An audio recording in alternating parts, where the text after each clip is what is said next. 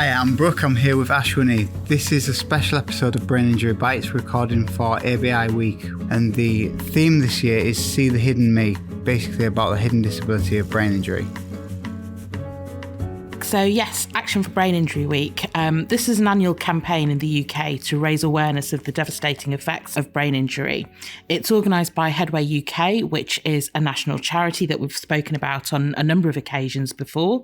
And that charity supports people who are survivors of brain injury, as well as their friends, families and carers.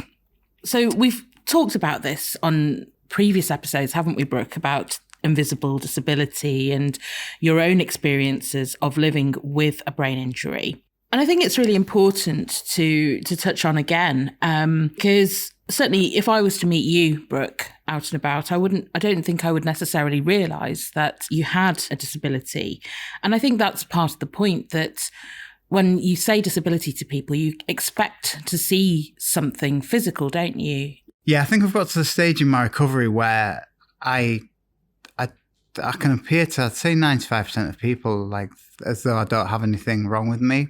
When you think about disability, or when people say disability, immediate thoughts turn to things like wheelchairs. I mean, it's sort of no coincidence that when you look at badges for disabled people, it's always somebody sitting in a wheelchair, or it might be somebody who's on crutches, or who has a seeing eye dog, or some other external prompt to show that there is a disability.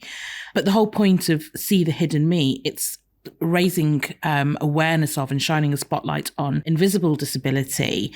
And we've spoken about this in the context of brain injury, where those disabling factors can be issues to do with your memory, or your vision, or hearing, your loss of smell and taste, anxiety, and a whole depression, a whole host of different ways in which a brain injury can affect somebody. I think it would be useful to share some of your experiences again with our listeners, Brooke, and thinking about how they impact on you. I know you've spoken in the past about anxiety, and you mentioned when we were chatting earlier just about something to do with when you went out and you were worried about a door that you'd locked or not. Just little things that go on in your head. I mean, obviously it sounds cheesy, but the majority, a lot of the brain injury is in your head. I mean, literally in your head, but it's your thoughts and stuff as well. Like, particularly when it was the first time this was early on in my recovery, actually. I stayed at my sister's house.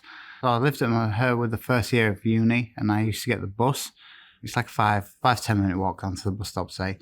I'd walk down there, and I was in charge of locking the house, and I was that paranoid. I must have checked it was locked about 10 times, and I've walked down to the bus stop, and the bus was coming, and all I could think of was, have I locked the door? Have I locked the door? And then you just think, I better go check. And so I went back, missed the bus, and I'd locked the door, of course I had, but it's just, if I hadn't have gone back to check, then I would have just been constantly paranoid about that. That must be quite disabling in a way, just, having that sort of being gripped by anxiety to that degree. Yeah, it's still quite a new thing, isn't it? Anxiety. It's like, it's not something I ever thought that I had, but it's something that I definitely have to deal with. I know everybody. It's one of those things, isn't it? Everybody says, "Oh, I've got my memory's bad. I get tired as well," and they try and sympathise with you, but I think it must be definitely worse for people with brain injuries. And it's. I think a big thing as well, hopefully, to come out of this Brain Injury Week is that not to be ashamed, because for all this time I've not wanted to be seen as disabled because I thought it was something to be ashamed of, but it's not. It's just all it means is that you've lost the ability to do something. Yeah, but perhaps also gained the ability to do other things. I mean, it's interesting talking about your anxiety. You're someone who seems to be very comfortable talking to hundreds of people, huge audiences, about your experiences of living with brain injury, which for so many people would be terrifying, doing that kind of public speaking. But then your anxiety affects you in different ways. For example, if you were to go away for the weekend. I wasn't a confident kid at school. I was not unconfident, but I wasn't like, I wouldn't go and stand up and speak in front of loads of people. I didn't used to like people looking at me, and now it's not something that bothers me at all. But I go away quite a bit.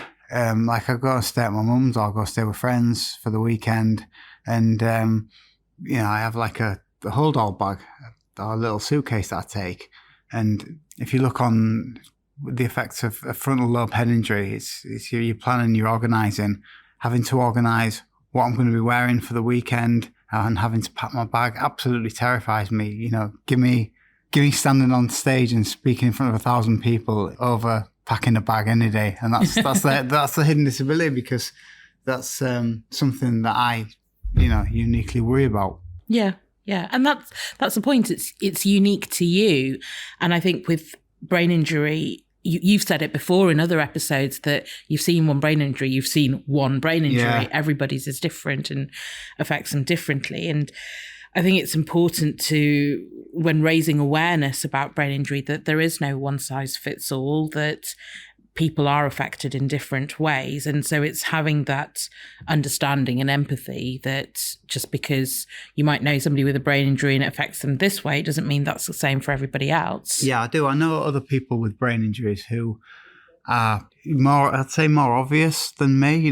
If you saw them, you would say that they had a brain injury. They had to speak with a slur, or they walk with a bit of a limp. But then often they won't have they won't have the fatigue issues that I have. And it's just, it really does affect everyone differently. You mentioned before that you used to try to hide it, or, pretend that there was nothing wrong. And you've come to the realization that there's nothing to be ashamed about. And I think that's important, that sharing can be helpful. But obviously it's very personal to the individual. Some people feel comfortable sharing information about them. Other people don't want to.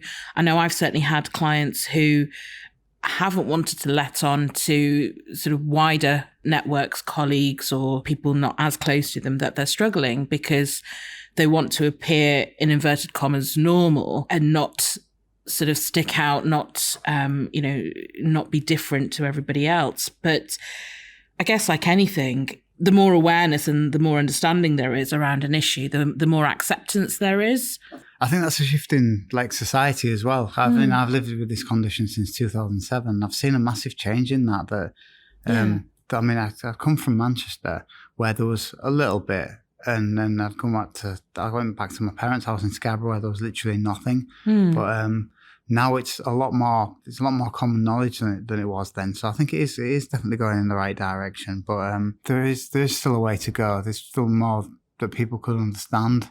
What tends to happen is people who who want to understand more will look into it, and they're the ones that do understand more. But generally, the public still don't really know much about it. But it's I think, with the mainstream media and stuff, I think Louis Theroux did a documentary on it, and for people who listen to Joe Rogan podcast, he speaks about it a lot. So it's going in the right direction. It's just going to be a little while longer, I think. Yeah, and you're right. It does need more awareness, and there is certainly an increasing awareness, I think, generally about hidden disabilities. We've spoken before about the sunflower lanyards, and especially during COVID, I think you saw more of those about as people wore them to explain why they couldn't wear a mask. So the more awareness there is that's raised, the more people are accepting. But it's interesting because, looking at the statistics from Headway, there were almost 350,000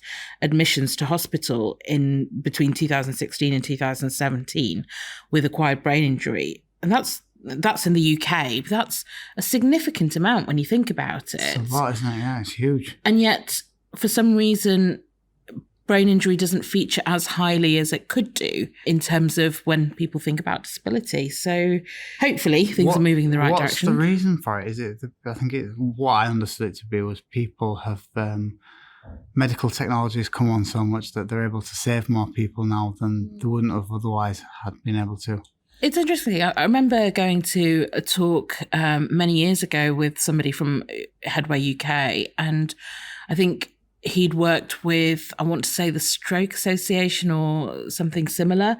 And I think the feeling was that a lot of money is poured into research for things like cancer or stroke, where there's something that can be prevented or potentially cured. Yeah. Whereas with brain injury, it's a permanent state of affairs. Yeah. So there's perhaps less appetite to fund research into it because once you have it, you have it. I don't know if that's still the case, but when it's something that affects so many people, and I mean, the statistics I gave you there were just for acquired brain injuries. A lot of people will have it as well that don't even know they've got it as well. Yeah, absolutely. And some people will have an organic brain injury. It might be something that's, from birth. It could be something that's traumatic. It could be something that's come through disease, illness. So, yeah, I think more and more people are affected than we realise. We just need to raise more awareness around it. Keep pushing on by things like Brain Injury Bites podcast. I guess, yeah, listen and subscribe. I think sometimes as well, without the outward signs of injury, because it's a hidden disability, people can underestimate or misunderstand the impact of brain injury. Brooke, why don't you share some of your experiences in terms of interactions with members of the public and how your presentation has been perceived differently?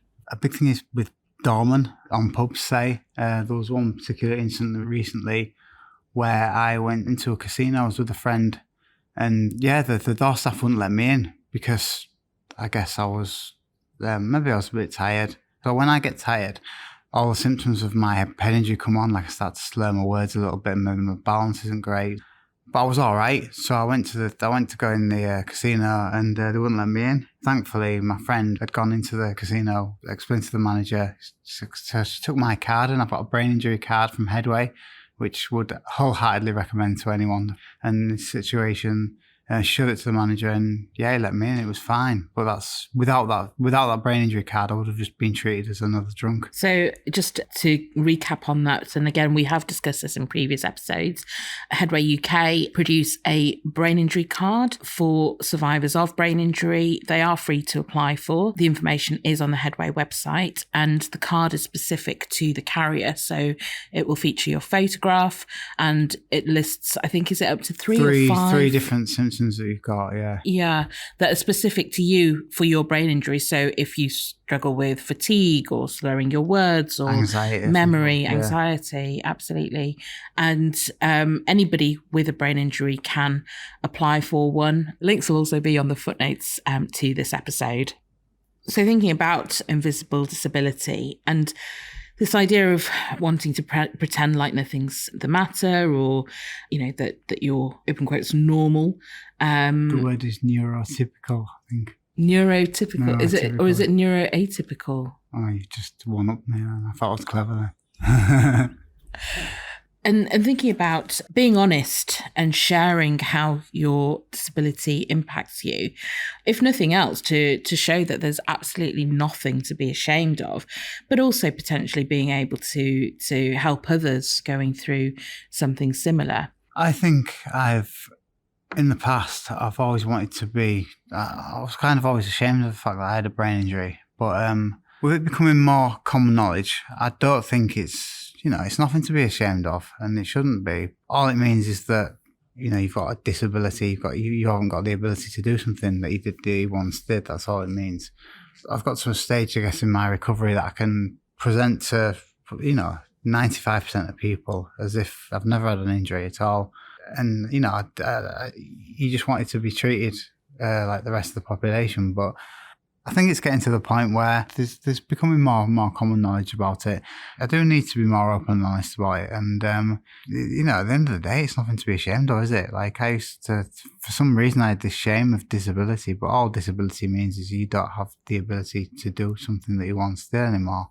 Like you were saying, Ashwini, that can now stand in front of 1,000 people and speak. Yeah. So different powers come from different situations. Yeah.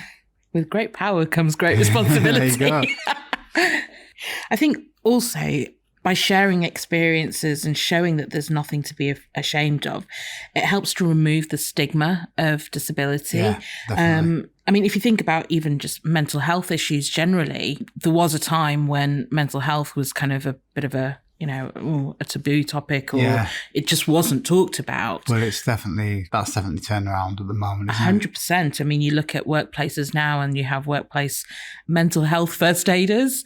There's so much more discussion around the impact of mental health, and both men and women and other genders talking about the impact of mental health. So the more it's talked about, the more commonplace it becomes. And it's like nothing to be ashamed of. And exactly. That's the same that needs to happen with brain injury, I think. Absolutely. So hopefully getting the message out there that brain injury is just another way of living will help people to understand that. What always put me off mentioning it was, and this is what I perceived that people thought of, is when I mentioned brain, it just kind of sounds a bit frightening. Yeah. And I think that's it, that it's a fear of the unknown.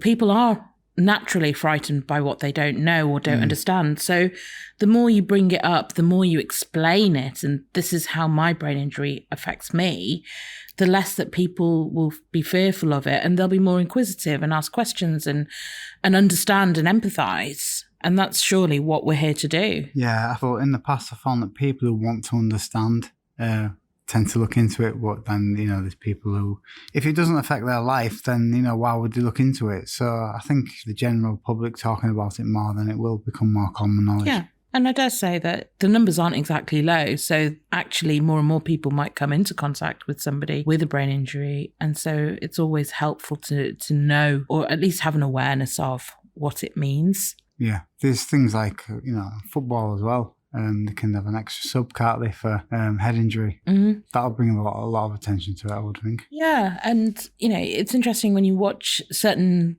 soaps or sports, these issues do sometimes come to the fore, albeit not in the most realistic of ways sometimes, but you do get characters on soaps that suffer with a brain injury, or now, for example, there's more emphasis placed on concussion checks in sport because there is a recognition that impacts to the head can have quite a devastating effect. But yeah, the more and more it's brought into the public consciousness, and the more that people talk about it, whether it's high profile people. I mean, again, you've had some celebrities that have been affected by brain injury to different degrees. I'm thinking sort of Michael Schumacher. Emilia Clarke as well. Clarke. Richard Hammond, yeah. James Cracknell. Yeah. Mark Almond, I think, as well. So to sum up, some help and advice for our listeners. We've talked about the Headway Brain Injury Card, which is free for UK residents suffering with a brain injury to apply for. This is an easy way to show people how your brain injury impacts you. We've talked about encouraging people to be open and honest with friends and family about their injuries, explaining the impact that it's had and how their friends and family can potentially help them. Not to feel ashamed about it, not to try and hide it, because there's nothing wrong. It's just, as Brooke says, a different way of living. You can also signpost friends and family to resources. Do check out the resources on the footnotes to this episode, including the Headway website. And although the Headway UK website is a UK-based resource, it is something that can provide a lot of help and guidance to all our international listeners as well. We're currently recording season 2 of Brain Injury Bites, and we can't wait for you to hear what we've got in store for you. So do keep an eye out on social media and wherever you get your podcast from for new episodes in the near future. Please don't forget to follow, subscribe and share our content. If you do have any suggestions for topics that you'd like us to cover, why not drop us a line at hi@braininjurybites.co.uk.